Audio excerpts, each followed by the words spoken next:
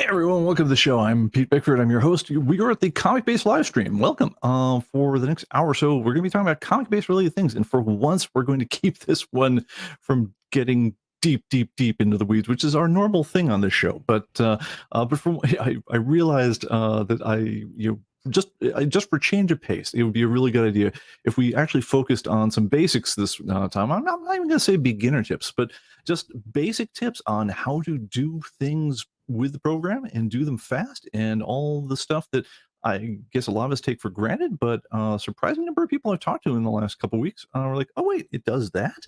I'm like, "Yeah, we don't really get to that stuff so much as we should." But anyway, please before we get into it, please if you like this sort of thing, hit the like and subscribe.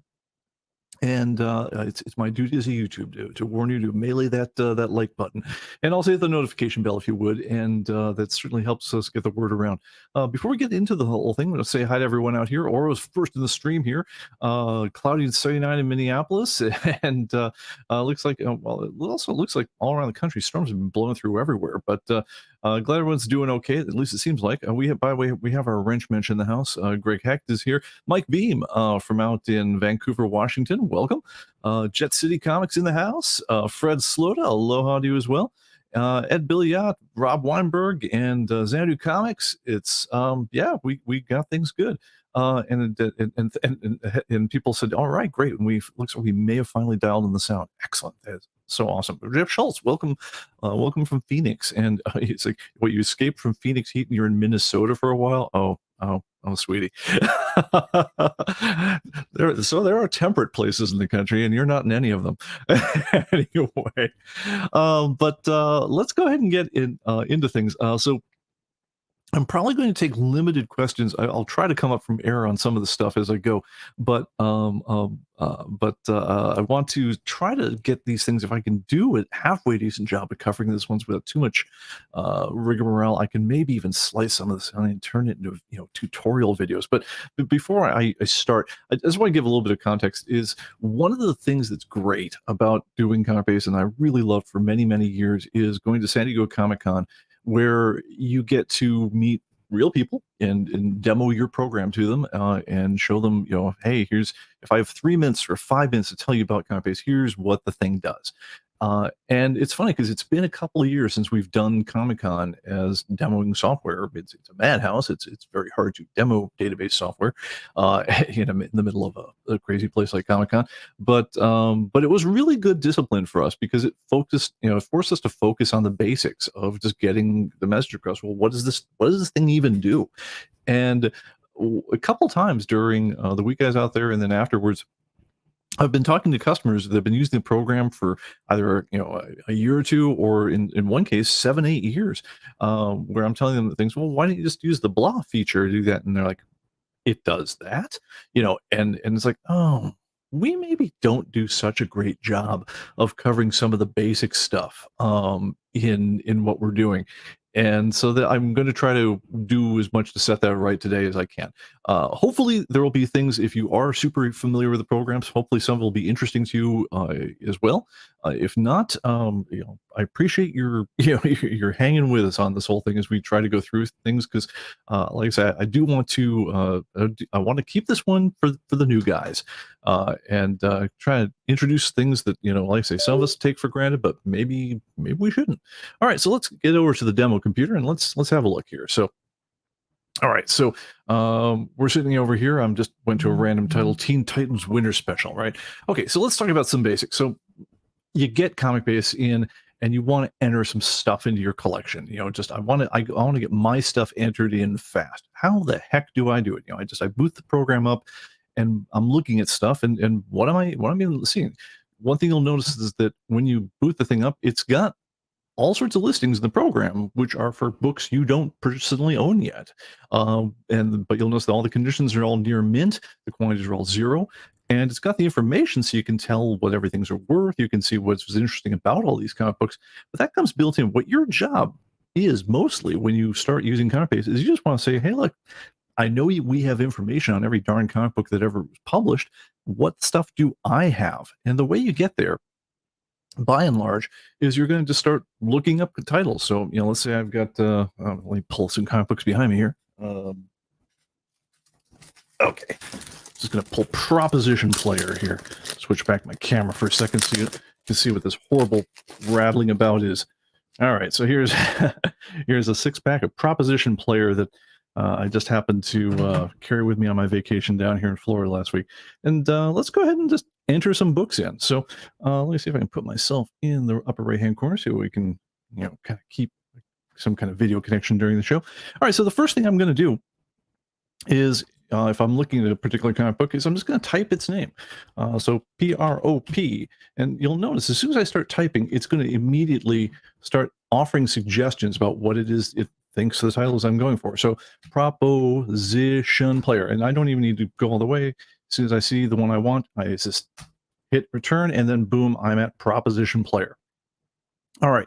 When I get in there, I've got issues 1 through 6 here, but let's just say I want to enter issue number 1.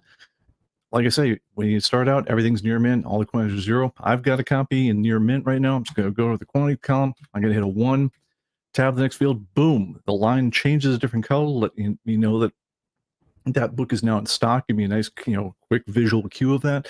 And in a way, I'm done. I don't necessarily need to do anything else there unless I want to.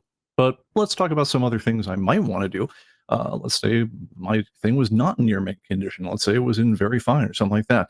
I would just go down here. I would put in, fine, very fine, whatever the thing was, and take it from there. And as I do this, you'll notice also that it's going to automatically suggest a price based on the conditions. So looking over here at the price column, it would be $2.50 in near mint condition. As soon as I said it's very fine, it suggested $2 is the price. If I went down here and I say it's only in very good condition, suddenly the price is worth about 60 cents. So it does this sort of stuff automatically. It automatically figures out what your collection's worth, and we go at it this way. All right, another quick thing, and let's start going to some of these basics. That these things apply through most programs you'll use on your computer, whether it's Mac or Windows or whatever else. But in particular, ComicBase is fairly consistent about the way if you want to select more than one thing. So if I want to go down to issues number 2 through 6 over down here, because I have the whole series, what I did here is I clicked over on the far left and I just dragged down to number 6. And if I do that, here's an awesome shortcut. Just hit the 1 key on your keyboard and you'll notice all these ones just instantly became quantity 1. I can do the same thing. I can type 2 for if I have 2 copies of each, 3 for 3 copies. You also can sit there and say minus and plus to add or remove one, from whatever quantity you had before. If you have a bunch of stuff that's in order, which is one of the many reasons you'll want to keep your comics in physical order, just going down the entire run and just hitting 1 to mark them as in stock, you can literally enter the entire series in like 3 seconds.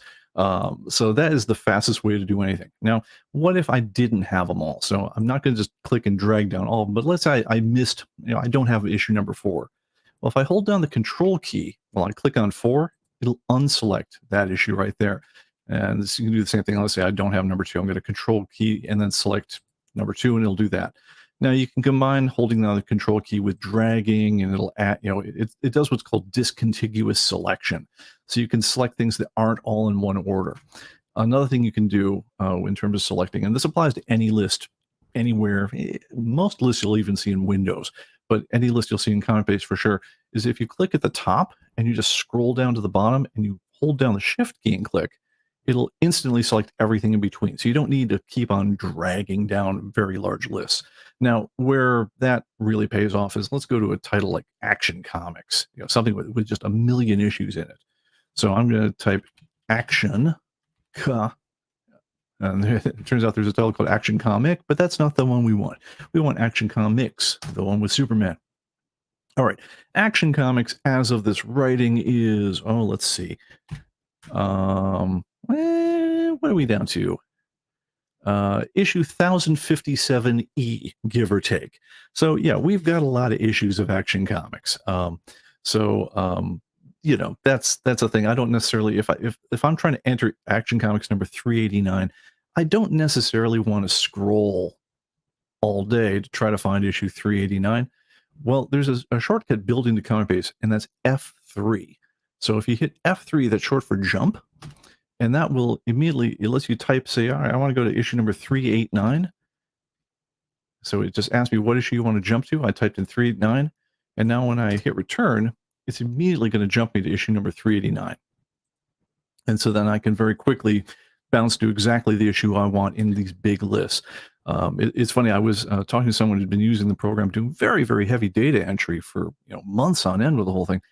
Had never known about the jump to issue command. It's like, oh wow! So she immediately got her notepad and was writing stuff down. It's like, oh, this is me, and we clearly haven't done a good enough job of explaining some of these shortcuts. So anyway, that's one of the ones right there. And by the way, if there is a anything I'm going about here where you guys find yourself going, whoa, what was that? Just you know, call time on me or something, and just raise a checkered flag or something in the chat here, and I'll try to slow down a bit here, because I do actually have in my mind that I want to move a little bit fast and go through some of these ones to get through things. All right, but let's play with Action Comics a little bit since we're here, and because it's got so very, very many issues, right?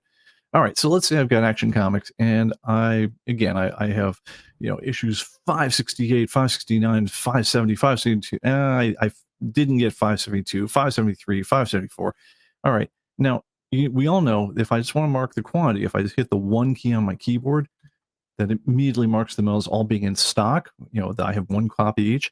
Let's say I want to do something else. Let's say I want to say I've got them, but they're not near mint. They're in fine condition. I want to change them all at once. How do I do that? Well, there's a command called Quick Change, which is under here under the Edit menu. But it's funny because I always have trouble remembering what menu is under, because I'm always hitting Control G. By the way, one thing you see down here, these Control key shortcuts, very, very helpful to learn these for the common items, because they come up again and again. They can make things much faster for you. So Control G over here is short for Quick Change. And what Quick Change will do is it lets you take any field and alter it in time and apply it to everything that's selected all at once. So I'm going to go down here for Quick Change. I'm going to say the condition. All right, the condition in this case, I'm going to say is not near mint. I'm going to say it's only fine. And I also want you to change the price. So while I'm changing the condition, I want you to update the price as well. So now watch these guys closely. Right now they're all near mint. And let's see, the pricing on these ones, ranges from about $5 down to $4.75 and so forth. Now, when I say make changes here, boom, takes just a second. And unfortunately, because it's a very long list, it lost my place in the list. Let's bounce down to, oh, actually, it was down to 500s, wasn't it? That's what I get. That's what I get. So there we are right there. You see, by the way, that this coloring of everything is very, very helpful for finding where you were as far as which things you've entered and not entered. And you'll see that these are all been entered instantly, mark the price and so forth, and you're good to go. Now, the only things that are kind of better than, well, I'm going to say if your comics are all in order, the fastest way you can enter anything is to do the one-click, issue entry. If your comics aren't in order, and you're just sort of bouncing around, then usually the best thing, if your comics have them, is to use the barcode. Now, the barcode on any comic book, let's see if I can go, yeah, I'll just show it up here. So, little barcode right there. Does not have a ton of information in it. It's a lot of people think of these as just being kind of magical codes, but the only information that's really in the barcode is the publisher's identification. That's the first several digits. And then the series number. Every publisher will come up with a number for their series, and then the 5 digits at the end are in what's called the supplemental. And those ones are the really critical ones for any periodical, because the first 3 digits of that typically are telling you the issue number. The digit after that is typically the variant, and the issue after that is typically the printing number. But through the magic of barcodes, just hold up our little barcode scanner right here. What I can do is, if I just have my keyboard up here in the very top there, I'm just going to bleed in. Where are we? Oh man, demo fail. I forgot to move the scanner over to the demo computer. All right, let me see if I can recover from this one. Give me just a second here. I'm going to switch computers on you guys, because right now my computer is demoing on one thing that the barcode's hooked up to the other computer. Don't. All right, so let me see if I can come back from this one. All right, give me just a second. I'm going to reset. This would not be a demo without some kind of epic fail like this, because that's the kind of production values you've all come to love and expect from us. All right, so let's go ahead and launch ComicBase on the other computer. Move it over to that window and see if we do any better. And while we're doing that, let me switch my reference monitor so I can see what I'm doing, because that's really helpful. All right, just about there. Okay, cool. And now let's move ComicBase over to that window. This is a completely different computer, but importantly, it's the computer that actually has my barcode hooked up to it. Ha, ha, ha. All right, we're good. All right, so and I'm going to go and pull up a completely different database because I don't want to enter things into my copy of the live database. All right, now let's go and try this again. Okay, so you notice right up at the top here where I was typing when I typed in proposition player beforehand. You also can beep in just a barcode, and I'm just going to beep in there, and boom, I'm instantly at proposition player. And one thing you'll notice that did there at the same time is it also selected the line. That's important because that lets me immediately go and say, all right, I beeped in the barcode, press a 1, and boom, I've got my issues in stock. Now, if you're doing onesie twosie kinds of issues to enter, that's great. And it solves a big problem that a lot of people have, which is it tells you, well, what's the name of the dang title? If you don't know the name of the dang title, and this is a surprisingly involved question for a lot of people, if you're not wise to comic book lore, when you open up a comic book, right at the very bottom of typically the first page is this very tiny print, which has all the publishing information, and typically in bold, right at the very start of it. It's this whole thing is collectively referred to as what we call in the trades the indicia. Anyway, but typically in bold is the official name of this particular comic book. So a lot of comic books will do things like they'll have Batman on the cover and it'll say like, yeah, and now the newest adventures of Batman. But what you won't notice is in tiny print elsewhere on the cover is in Detective Comics, or it'll be Superman versus Lex Luthor in Action Comics. So it turns out that you go looking for Superman and you never see the comic, you never see that issue listed. Nothing seems to square up and everything, and it's just very popular unfortunately in the comic book world, for at least for civilians who aren't used to it, is that often the official name of the comic title doesn't look like the biggest words on the front of the book. And so if you want to know the official name of it, look for that indicia, and that will give you a long way of getting there. But if you don't want to mess with any of that stuff, and it's a modern comic book, so basically anything after about 1992 or so in particular, there were some that were, had these before then, but in particular after 1992, almost every comic book you're ever going to see has a barcode, and bleeping in the barcode just solves the problem instantly of knowing what the issue is, guessing which variant cover it is, and so forth. In 99% of cases, it'll just take you straight there. So that is probably one of the strongest reasons to go ahead and get yourself an actual barcode scanner. It doesn't need to be from us, but get one from somebody. Because it makes entering these sort of books much faster. All right, so let me go ahead and demonstrate a little bit of the barcode stuff, and I'll probably switch back to the other computer because I have a very complicated podcasting setup here. Otherwise, there is one other feature if you're using ComicBase Pro or ComicBase Archive Edition, which lets you go even faster with the barcode scanner. So, beforehand, I could beep a random comic book. I'm beeping issue number 2 down there, and see it took me straight to issue number 2. I can do the sort of work, and I can go pretty quickly entering them in that way. But what's really fast is if I go and I use a command called add by barcode, or Control I. And if I do that, it pulls up a window that looks a bit like this. Then I can just take the whole stack and just hit them like this.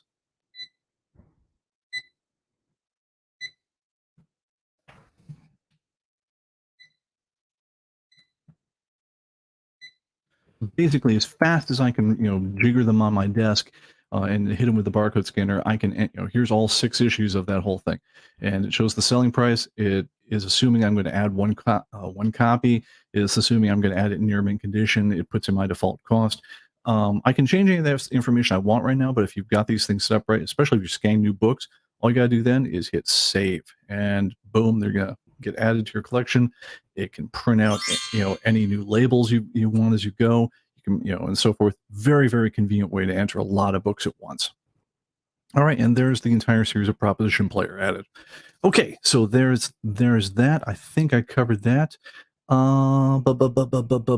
Okay, let's go on to the next one. First thing everyone asks when you've got your books and you're starting to enter them is, well, what's my collection worth?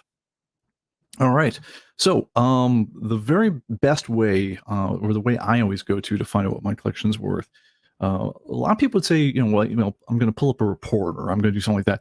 Not actually the way I go. Typically, just go under File menu and say Collection Statistics, and they'll tell you a variety of very interesting things about your collection. But the most important one, that at least for most of us, is, well, what's the darn thing worth? And it will immediately figure out, and of course on the wrong window, which is why I always demo the stuff on the other computer. Um, it will show me, okay, so here's my comic books, $304,822.40 worth. It can show breakdowns by the publisher, by the condition, by the era, the type, the value, et cetera, et cetera, et cetera.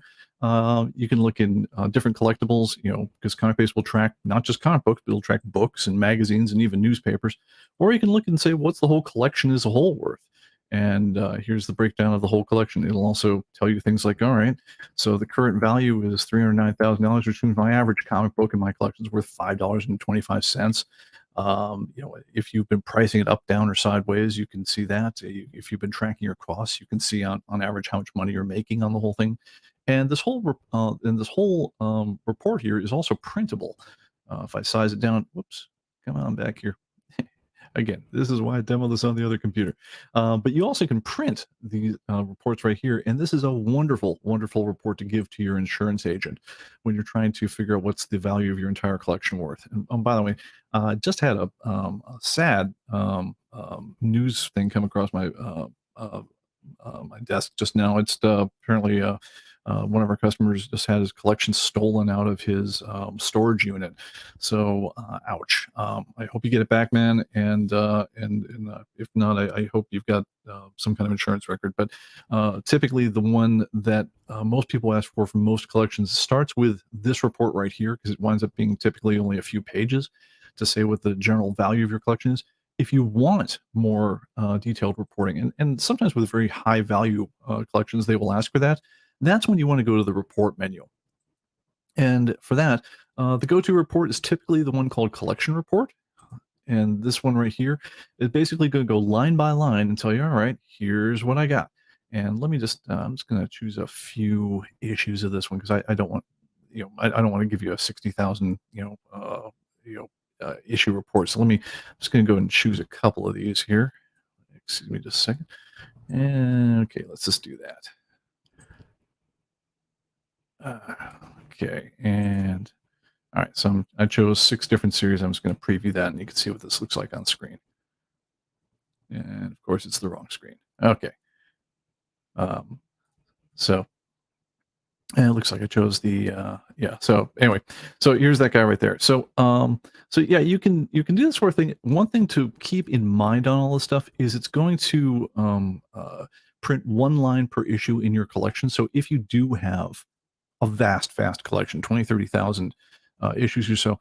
If you do that, then you're suddenly going to be talking about a collection that, if you ever printed it, would take a very large number of pages. Typically, you don't want to do that. You'll, at that point, want to either save it as a PDF, or you'll want to, email it to somebody else. Use those options when you get them to do that. Don't run your printer dry. I mean, I'm not a massive environmentalist, but even then, I can say, just from your own personal finances, you probably don't want to blow, this, time and money it would take for the ink and toner for 20,000, page report. So don't do that to yourself. But do start with the one that, really gets overlooked, sadly, which is collection statistics. And one thing I do when I'm advising people, or when I have to take on a big amount of data entry, is I will check collection statistics before I start entering for the day, and then I'll do whatever work I got to do to enter books, and then I'll check collection statistics immediately afterwards. And just as a little life hack, it gives me a little bit more will to live to get through some of these more tedious tasks of entering comic books or filing them or bagging and boarding or whatever you got to do.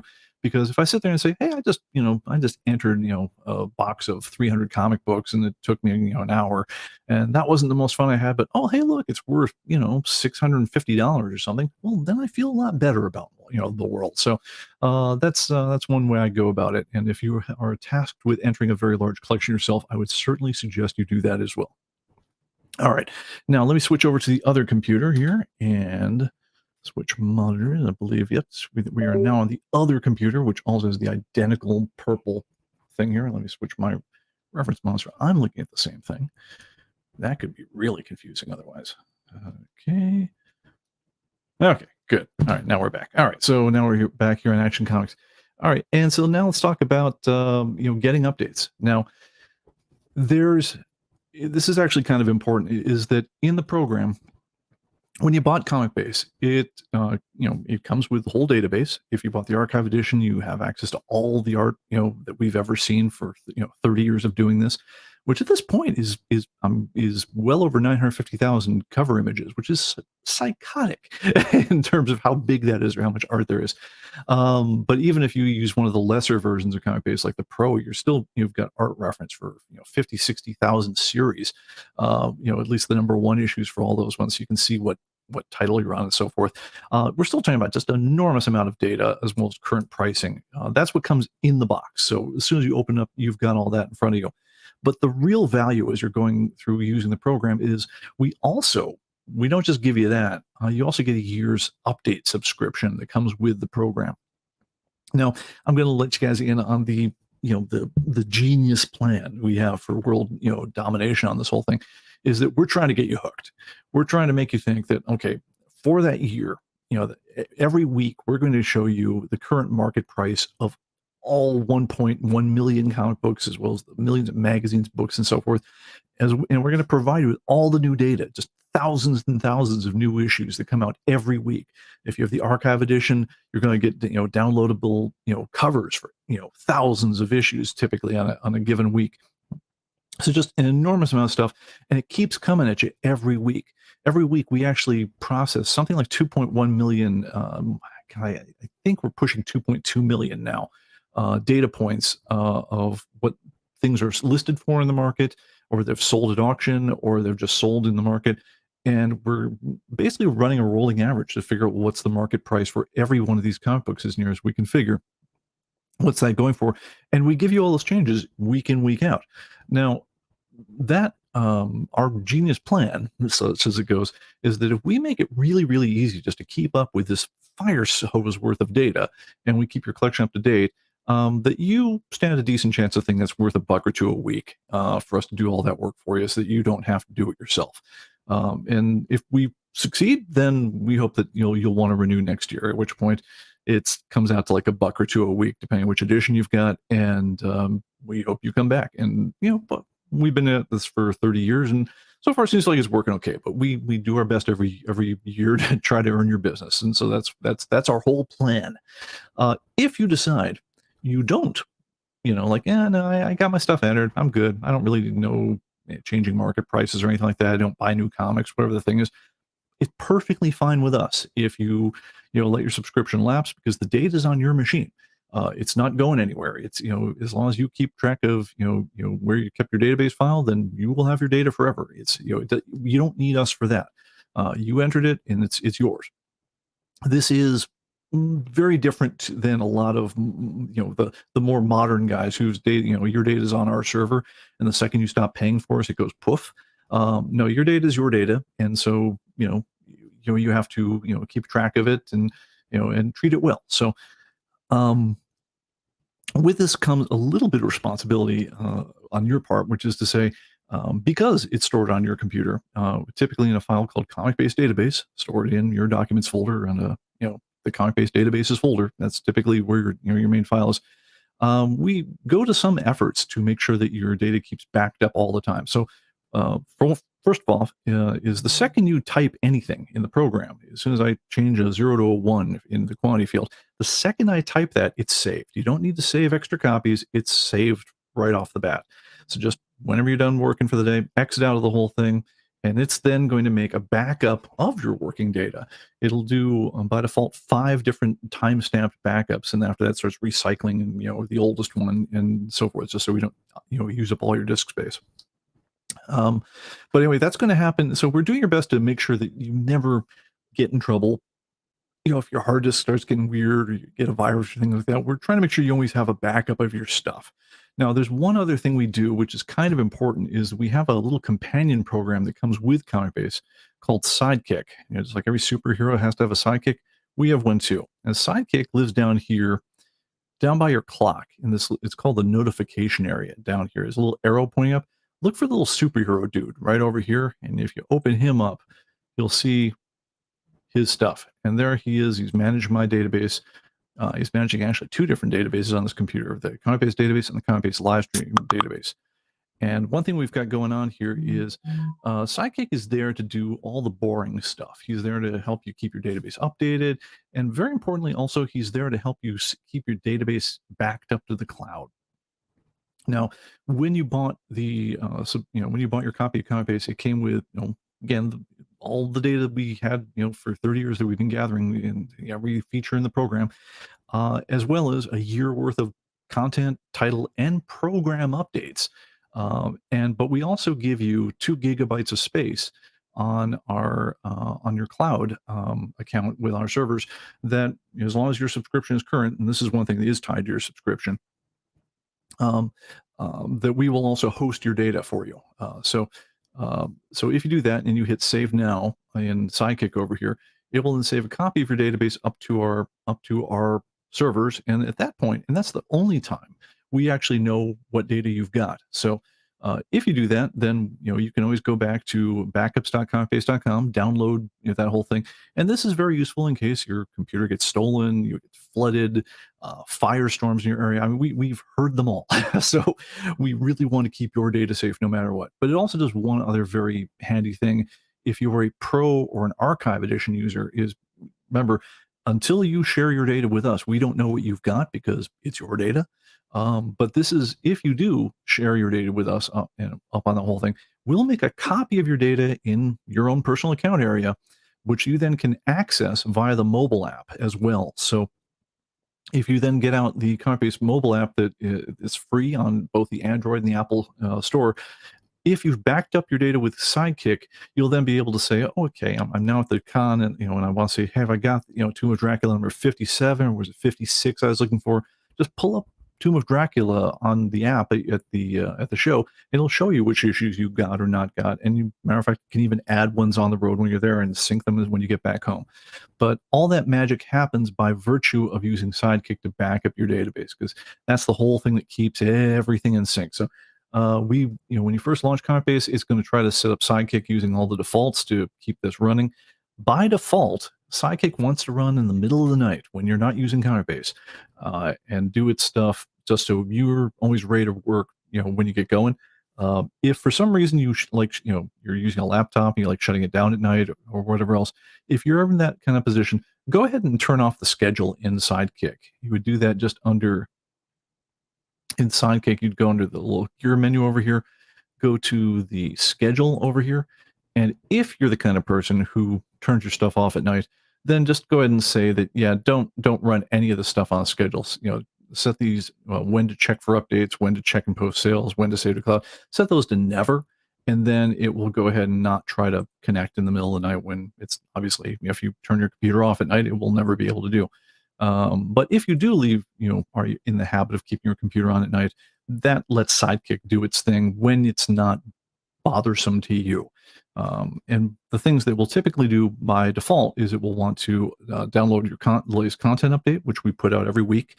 By the way, this week's update is typically we do these on Wednesday nights. This week's update is probably going to be one day late. The reason is because we got something like 46,000 corrections and submissions and new data submitted to us by folks over the weekend. And frankly, it's been coming on just as fast ever since then. So our editors are struggling like crazy to keep up with that, as well as pushing out this week's update. So this week's update is going to be huge, but it might also be one day late. So look for that. Look for that one probably tomorrow night. All right. So that is Sidekick. All right. So getting back to things. Oh, back to the original theme. So when we're talking about updates, there's a couple different types of updates that we'll ever talk about. One of them is program updates, right? So that's when we change stuff about the code of the comic, of the comic base itself. When we add new features, if we ever fix bugs, if we just do new neat things with the program. And every year, the tradition has been there's at least one major update to the program where we do big new things. So features that were never part of the program before can suddenly become a new thing, or we'll take on some new type of collectible. About 3 years ago, we took ComicBase from handling just comic books. We added in books, books, magazines, and then the year after that, we added newspapers. Changed the entire program to a new database. I mean, big things happen about once a year, but throughout the year, little things happen as well. And if you're interested in getting all the different program updates that happen during the year, one thing you can do, let me go ahead and switch back over to that one, is go under here to go to your setup over here, go to preferences. And the first preference it'll say is, when do you want to check for updates? And you can set that to be once a day, once a week, once a month. I've got set now to every time you open the database. Yeah, show me everything that's new. And if you check this box which says check for interim updates, then it won't just show you the big yearly updates we'll do, or for that matter, the big quarterly updates we do, but it'll tell you every single time we do any little thing with the program. Now, that might be too much for you, and if so, don't worry about it. But just let you know that that's an option. And if you really like getting the latest and greatest, the minute we've got it, consider doing that. And then when you go under the internet menu and say check for updates, or if you just have it set to automatically check when you open the program or whatever else, then it'll tell you when there's either a new content update or when there's a new program update. Now, because we know that it can be crazy making. We've all had web browsers that wanted to update themselves. It seems like every time we sit down at the computer, it has a new update it wants to install for Firefox. We don't want that. We don't want to make you nuts with that. So that we don't typically bore you guys with all the interim updates. We do all the little tweaks. But one thing we will do is once a quarter, typically about every 3-4 months, we'll come up with a kind of like a roll up of all our larger changes that have happened throughout the year. And that'll be a quarterly update. And those ones you'll see when you check for updates, you'll say, hey, you've got version 23.1, but there's an updated 23.3 that's out right now. For you, in order to download the new content, we need to update your program first. If you get that message, just click the button which says, yes, update my program. Only takes a minute or two, but go ahead and do that, because those quarterly updates let us do things like change the amount of data that we push as far as updates, or change things that might affect your ability to download content updates at all. All right. And then, like I say, once a year, there's usually a major edition update to the program. That's when we go from ComicBase 2022 to ComicBase 2023 or ComicBase 2024 or whatever the next major thing is. At that point, expect to see major changes, major new features and so forth, not just incremental stuff. We have not had currently we're on ComicBase 2023. Its version number is 23.3 point whatever right now, 3029 or something. Right now it's just kind of a happy coincidence that the version number and the actual calendar year are similar. So ComicBase 2023 is in the year 2023. So we're gonna kind of keep that for now as long as we can. I hope we never have to spend multiple years working on a version again, because that was weird. Anyway, moving on. All right, so now you've updated your program, okay? But sometimes if people, especially if they've come away from they've been away from the field, they come back, they say, hey man, I downloaded the new program, I loaded up my data, but nothing's changed. I don't have the new prices. Well, why is that? Well, the answer is because you haven't updated the content yet. Now, the content is the stuff that comes out every single week. And like I said, typically Wednesday nights. This week, a day late. But that one is when we push every single thing that's new in our master database, as well as all the new pricing, the new pictures if you've got the archive edition, all that stuff. That's when that comes down the pipe. Now, like I say, the best way to get this one, if you can, is just have Sidekick do it for you automatically. Then if you're in the habit of leaving your computer on and and leaving ComicBase closed when you're done using it. Sidekick will come in like the shoemaker and the elves in the middle of the night and do all your work for you and keep everything updated. If you do want to just force it to update just manually, come up here under the internet menu in ComicBase, say check for updates. It's going to contact our server and do a little quick check of your subscription and then say, dun, dun, dun, dun, dun. All right, here we are. And it's going to say, all right, yeah, hey, your software's current. In this case, you've got the most recently updated content, and I updated this one, at the beginning of the day today. So as of 8/9/2023. And here's the information on my last update. Now, when you do a content update, you'll see it go through all the stuff where it adds all the new books, changes any new, adds new information, changes any new prices, whatever the thing is, you'll see it do all that kind of work. But afterwards, you'll see it do this kind of summary, which lets you kind of have a nice run through of like, well, how's my whole collection doing? And you can actually see, over time, if you like to see it, here's a collection value graph of how it's done over time. Certainly that can be interesting. You can track your costs in the graph and things like that. One other thing you can do is just you'll see numbers here right off off on the right in either red or green to say what things went up or down. So, for instance, between the last time this was updated and now, I added 24 new comics, and the collection also gained $492.91 in value. So obviously that, I didn't add 24 very expensive things. That was, some just appreciation of the overall value of the collection. Some of it was because I had new books, but that you'll kind of see the state of your collection there right as you go when you first enter things. Now, another thing though is if you see a little blue area right underneath that, which says View Unrecognized Items, if your OCD is ticking over in a pretty good way, might be worth looking into. What this will do is it'll pull up a little report, which will say, "Hey, look, you've got some stuff in your collection where we don't recognize it.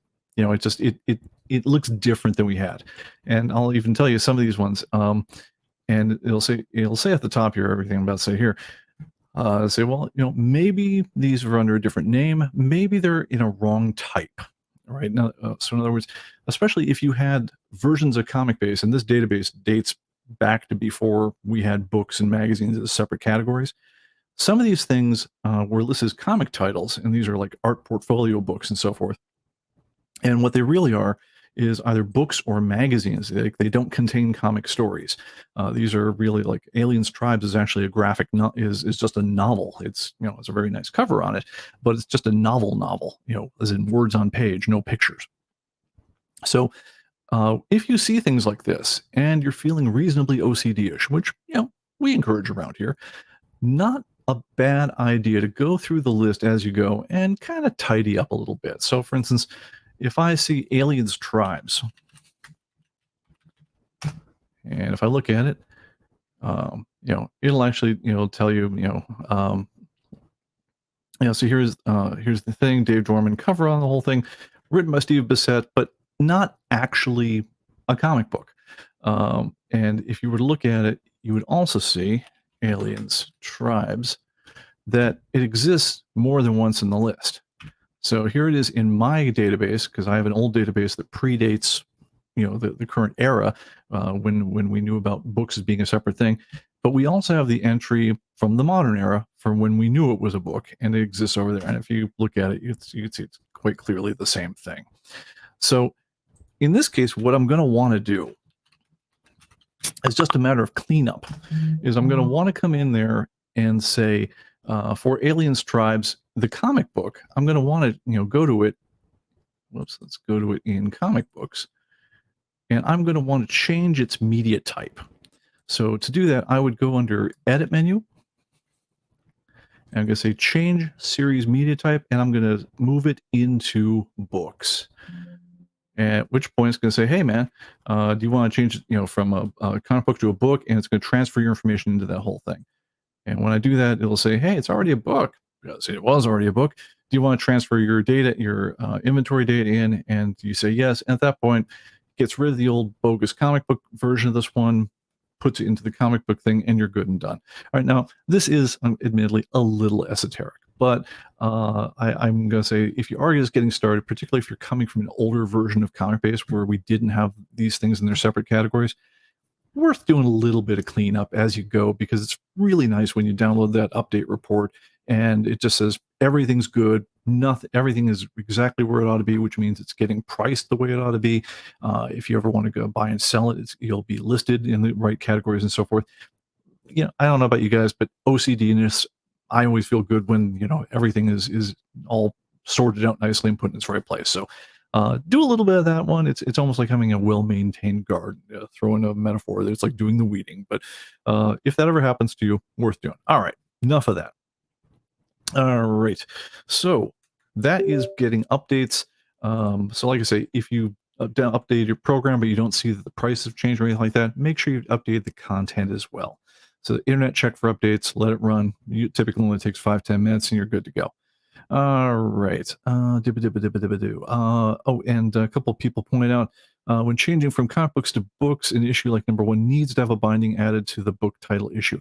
Yeah, it'll automatically some of the types between different collectibles are not identical. So, for instance, um, books have binding types, whereas comics have comic types. So, like in a comic book, you'll talk about things like the annual or the special edition or the collected book or something like that. Whereas if it's a book, you'll talk about things like, well, is this hardcover, softcover, and so forth. So some of those binding types might be a little bit different.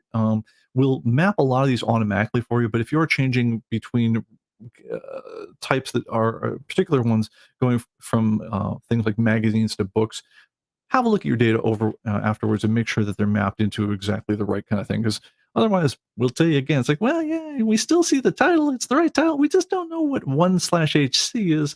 Did you really mean hardcover? Just hardcover, no number? Because in Aliens Tribe's case, that's exactly what you'll get on that one. So worth looking at that one as well. All right. So let's see here. Okay, moving on. Backing up your data. Actually, I hit that one. I hit it out of order. That's what I get. Okay. Let's talk about finding comics to buy. All right. So, most of us are comic collectors, right? We want to add to our collections. I mean, there's still stuff that's cool. Just having a talk before the show with the mod here, and it's like talking about, like, yeah, it's like, I kind of come in and out of enthusiasm for modern comic books, sometimes. I mean, because there are things that, like, we all have times when, like, we felt more at home in certain eras of the comic world, and sometimes, the modern world is not doing it for us in the way that older things maybe were. But then I can also have times when, like, I'll come back and say, like, wow, this new series is amazing, or what else. But anyway, neither here nor there. But let's say I want to go and I want to find books that, I want to fill in some gaps on my collection. So let's go back to our old friend Proposition Player. And all right, let's just go back and say, all right, I don't have issues 2, 3, and 4. I'm gonna knock them out of stock. I put quantity 0. All right. Let's say I want to fill in issues number 2, 3, and 4. Well, how would I find them? All right, let me show you a cool thing up here. Go into the view menu and say include value graph if you don't show it already. And you're immediately going to see not only some cool new data over there, but you'll immediately also see a link to Atomic Avenue, which anytime you click on anything will tell you, all right, hey, you're looking for, Proposition Player number 2.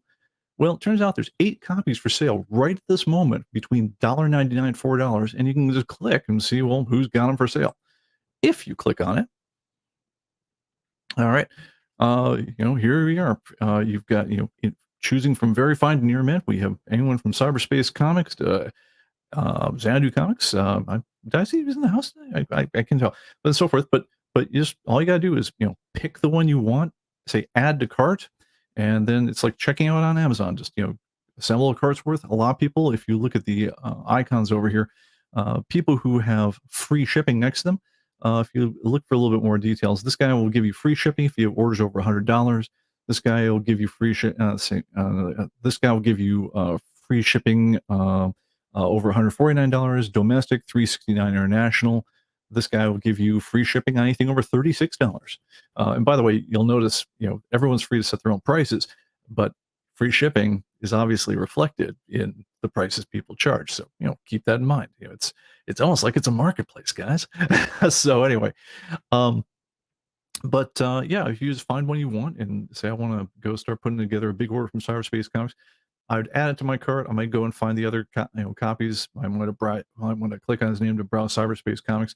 But at this point, you're over at our sister site, Atomic Avenue, which is a great big online marketplace of comic books that all of you guys are, free to sell in. Um, and the integration is built into ComicBase really nicely as far as doing that one. But it's a great place to look for comic books. Obviously, you can buy comic books any way you want, but this is a great place to look for, especially things that are maybe a little bit off the beaten path, or you're having a hard time finding particular issues of stuff. Just a really nice, straightforward way of buying stuff. Now, that's how you would find stuff. Let's say if I want to sell stuff, right? So, all right, great. I want to sell my own books on Atomic Avenue. How would I do it?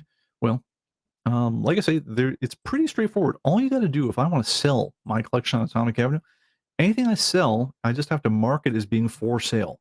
Now, I'm just going to double click on an issue over here, and so we can see all the information on it.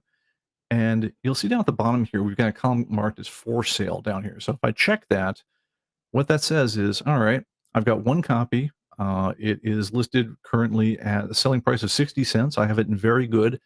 And if I say save, and then I post this to Atomic Avenue, it's going to add one copy to my store for 60 cents for issue number one in very good condition. Now, obviously, onesie twosie, that's kind of tedious. You don't really want to do that. I'm going to do a couple things here. First of all, I'm going to go ahead and I'm going to make that for sale, button. It's over here. Where are we at here? Oh, okay, it's way over here on the right hand side. Sale. I checked off there. Now I could go ahead, if I want to mark more than one thing as for sale, I can go ahead and do this. Better yet, I could use our friend Quick Change. I'm going to say select all. That's Control A, select all, where I could just, drag down the whole list. I'm going to go Quick Change. And I'm going to say, what do I want to change? I want to say for sale for all those issues I just selected is true. All right, I could do it that way. Or the much, much, much better way, if I'm in the mood where I want to sell a lot of things, like I want to sell everything in my collection, like if the thing you're thinking is, hey, look, if you would give me the cover price I wanted, sorry, let me switch things down here to make it a little easier to see because I've got to get rid of the counter on here. If you're thinking, I want to go ahead and sell anything it's in my collection that I don't have marked as special. If you gave me what I have it listed for, I would take it, if that's what you're thinking. At which point, then let me introduce you to another feature in ComicBase called Mass Change. Now, this one is very powerful, but it only has a few uses, but when you need it, you need it. And what it's meant for is stuff like this. So let's say I want to go Mass Change. Now, I could say, in Mass Change, I could say crazy things, like I could say all my conditions in my entire database are near mint. Not likely. I wouldn't suggest this. You could say all my costs, every comic book I sell is for $1. You could do this. I wouldn't suggest it. But but you also could do things like saying, hey, sell all my comic books for their cover price, or sell all my comic books for their current guide value. That's a very rational thing to do. And in this particular case, let's say I want to sell all of the books in my database. I want to set the for sale to, and I can set to either a value, like, the value of a particular field in the database, or I can say to just, it's checked, right? So if I do this, and I can do it for selected titles, or I can do it for everything in the database, what this is going to do is it says, right, every single thing in my database is now for sale. And it only takes a minute or two to, make this happen. And when that's all done, then all 60,000 or 56,000 books in the database will then all be for sale. The only last thing I have to do in order to actually make them for sale in the real world is I just have to go under the internet menu then, and then say post items for sale to Atomic Avenue, which is a very long and cumbersome name for a menu item, but we want to be very, very clear, sure that you understand what it is you're doing right there. And what that will do, if you ever do this, give me just a second here, is it compiles the data on 58,173 items. It says, all right, look, your post 58,173 items for sale, total price of $300,000. And then you can decide things like, hey, do I want to offer free standard shipping on orders over a certain amount? And I can say, sure, anything over, $80, we'll give them free shipping. Sure. Do I want to offer, international shipping? If so, do I want to make it free? Do I need to collect sales tax? In which case, I'm in Tennessee. I do need to collect sales tax, 9.875%. And you say that's on shipments to my state or province or to my entire country, depending on what your obligations are. Fill it in appropriately. You can have it automatically reprice slow selling items. You can standardize some other things, but for most people, that's what you're going to do. And then you're going to hit post. And then within about 30 minutes, you're going to see that you suddenly have a store up on Atomic Avenue with your name on it, that anyone who's looking for your books can suddenly find and fill orders for, and you're good to go. Now, if I decide, okay, I'm done selling. I've sold my last comic book, or I sold. My neighbor came by with a big van and bought everything else that I had for sale off, and I'm done. You can take your books down for sale on Atomic Avenue. Basically, do the same kind of deal. I'm just going to say mass change, and I'm going to say, all right, let's go back to for sale here. And now I'm going to say my value for all my books is now, my for sale is now not checked. Right? So now, 2 minutes ago, everything was for sale. Now nothing is for sale. And it takes a second to update my database to mark that. And then once that's done, if I post that to Atomic Avenue, it will pull down all my inventory on Atomic Avenue and effectively close my store. Atomic Avenue's model on this one is, I think they charge it's something like 15% total of the sale. That includes the credit card transaction fees and everything, which is by large, the overwhelming amount that they're paying for the whole thing. But there's no listing fees, things like that. So pretty convenient place to sell comic books as long as you're pretty efficient about being able to pull individual and random orders. So, if you're the kind of guy who can someone says, hey, look, I'm going to buy your copy of Proposition Player 1 through 5 right now. And if you have got your collection organized in a way that you can efficiently lay your hands on Proposition Player number 1 through 5, put them in a box, ship them to the guy there, you get paid in a couple weeks, basically very, very similar to the way if you sell anything on Amazon. But if you're the kind of guy who can make that happen, absolutely have a look at Atomic Avenue. Very nice venue for doing that stuff. I list my books there all the time. I do a fair amount of business every day. It's how we get rid of books on the other end once we've bought them for ComicBase. If you prefer to sell things in your own online store, if you have the Pro or Archive editions of ComicBase, you have some additional options worth looking into. Both of those versions of the software come with a sales terminal, a basic sales terminal built right into the program. Where just like beforehand, if I go and I pull that up and I just beep in the comic books I'm selling at the register, and you can do this off of either the barcodes on the comic books themselves or the barcodes you can print onto your own ID or price labels in ComicBase. You can basically sell them right at the door. Print up sales receipts and lock them out of your inventory when it's all said and done. Both of these things, no matter how you sell them, we have sales reports in the program that'll tell you what you sold and let you do your taxes and your filings, and just keep track of your revenues and so forth. And those are under the reports menu. I don't want to get too far into those ones. Last thing I'll say is if you have the Archive edition, there's even further integrations you can do as far as loading your stuff bulk into third-party systems and sales APIs and so forth. But that gets well into the advanced side of things. So I just want to let you know that stuff exists, but we're not going to worry about right now. All right, so I think we've hit the top of the hour. And let's see here. Yes, and I'll talk about refresh looking for Pete's Comics. Noticed, guys, I pulled a little magic trick on that one. I marked them as not for sale before I posted from the live stream, because the live stream started out about 4 years ago as a copy of my comic books at the time. That's how that database came about, the one I've been demoing with you guys.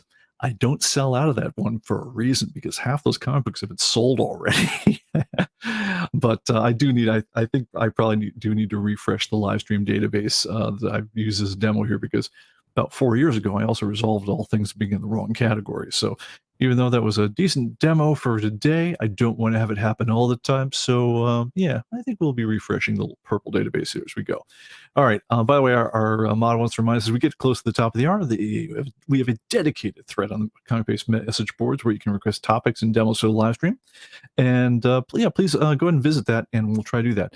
All right, guys. So I hope this was helpful. This was most of the basics I wanted to get through. Obviously, there's a lot more we can get into on any of these areas, but as far as like giving kind of like a longish form demo of just the basics of getting around ComicBase, I hope we showed some of the stuff today. Anyway, guys, thank you so much for attending, and we will see you on the next one. I'm off to grab a beer, and you guys all have a great night. Take care. Bye-bye.